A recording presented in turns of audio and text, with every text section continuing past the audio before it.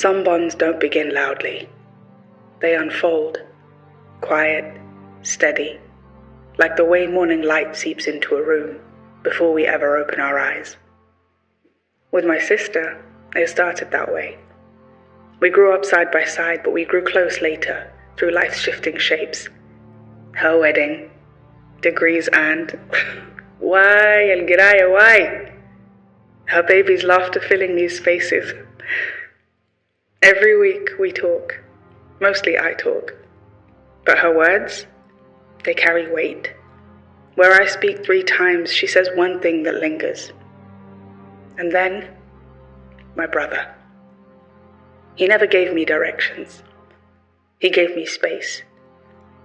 To fall, to question, to build myself back from the bones up. His patience wasn't passive. It was a gift. It was presence without pressure. I've grown not because I was pushed, but because I was trusted. From my parents, I inherited more than features. I inherited a kind of quiet resilience, a way of holding it together even when everything feels like it's falling apart.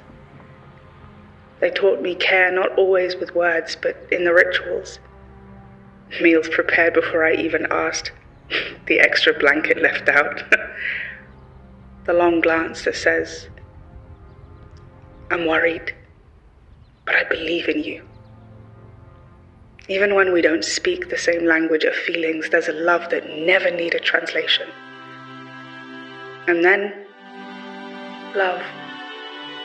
The kind you choose, the kind that grows beside you, not in spite of your flaws, but because of them. My partner sees me in moments I don't even see myself. They celebrate the parts I thought I had to hide. They soften the edges, but never make me smaller. With them, I've learned that vulnerability is strength, that loving someone is less about holding on and more about holding space. And in my friendships, I found a similar grace. The ones who show up, not just in celebration, but when the silence feels too loud. Support without a script, care without condition. A reminder that you don't have to earn safety with the people who really know you. No judgment, just, I see you. Just, you're okay. This is how we grow. By holding each other in the dark, by witnessing one another's mess and loving harder because of it. These relationships, they're not background characters. They're the architecture of becoming. They're the net that catches, the mirror that doesn't distort, the home that travels with you, no matter how far you go.